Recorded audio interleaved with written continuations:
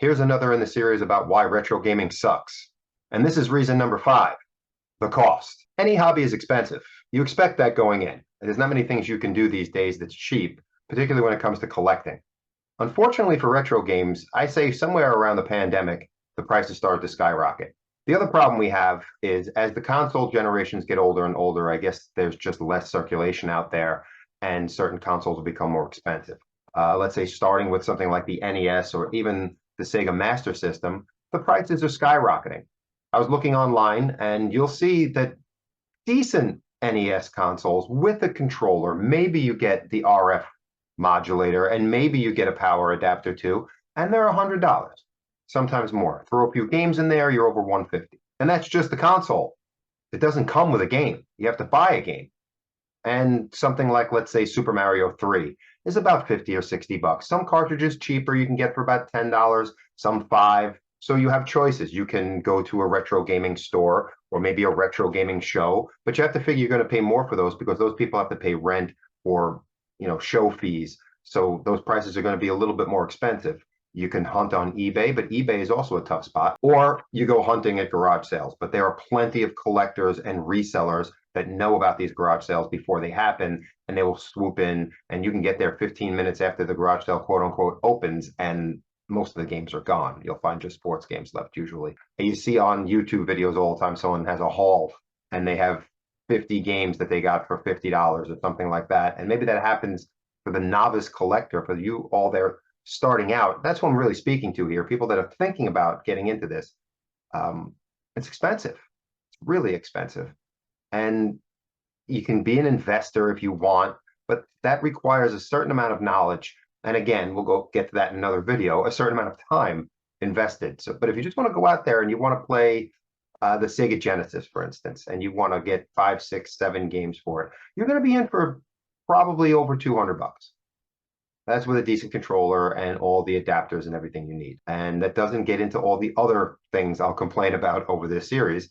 Finding the right TV to play this on, tweaking the settings so it's playable and workable. So for those that want to play these games in the quote unquote right way, or as I will say, the original way, it is a timely, costly process. And it's not always enjoyable. Things aren't as you remember them. You couple that with, they're not going to look the same because not going to play them on an old CRT TV. If you want to do that, now the costs are going up because people got wise to this too. You used to be able to get a CRT TV for a throwaway for nothing, but on eBay, they're going for $200, $300, $400. Now you can still find deals. I'm not saying you can't, but there are limited deals out there. I'm talking about just collecting for one console, and most people don't want to do that. Most people want to get involved in retro gaming and play a lot of consoles. Depending on what you want to play, now there are some retro gamers that want to play the games they played when they were young. On average, they're going to want to play the more popular games. Like many people played the NES, not nearly as many played the Master System. But if you want to play the games you didn't play, for instance, my white whale is the Vectrix. I want to play that. It's not something you can really emulate. That's something that's got its own screen. It's got its own controllers that are unique. Going price for that, $500 or $600, because there's not many of them made. Then again, the ColecoVision is another one that you can sometimes get at a decent price. The cartridges there are decently priced. The systems are still about 150 bucks for a really good one.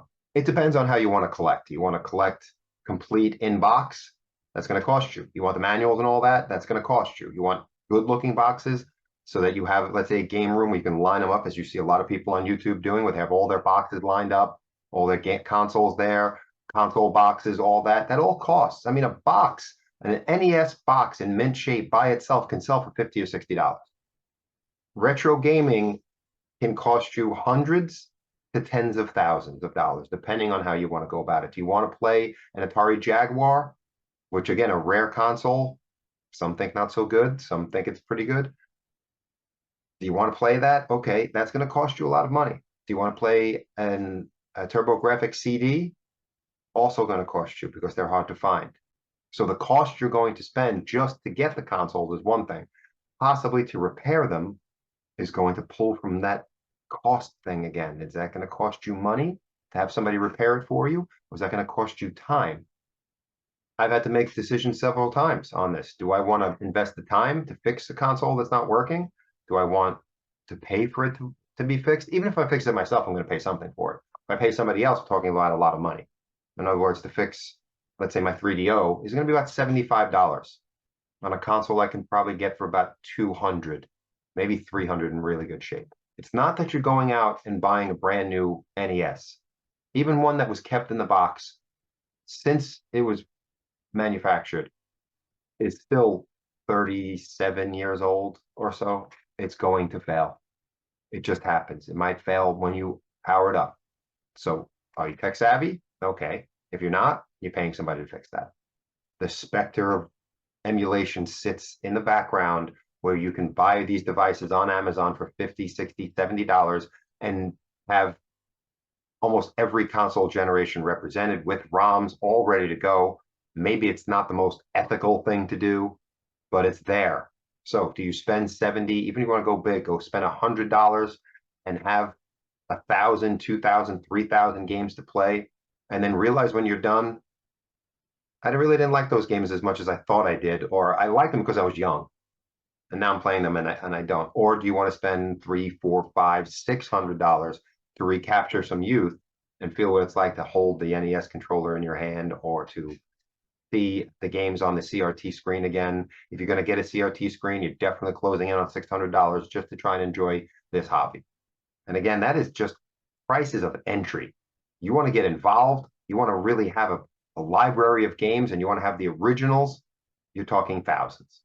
So if you have $2,500 lying around and you want to create yourself a little game room and you want to get the CRT TV and you want to play these games, go right ahead. But I'm just telling for the people that think they can get in for $100, buy an NES for 75 bucks and a couple of cartridges. Maybe you get lucky and you find it at a thrift store, or you find it at a garage sale. That happens. But I think more often what ends up happening is you spend more money when you go down the eBay rabbit holes, and you're up at night and next thing you know, you've ordered 4 games again, and you check your eBay purchases for the month and you've spent $600 just to recapture some past memories of these games, which is what we do this for. And I do it. I know I do it. And I've spent this money over time. I've tried to tell myself that I've got stock and I've got equity in what I've bought, that the stuff I bought 5 or 6 years ago is worth more money now, but I'm not selling it.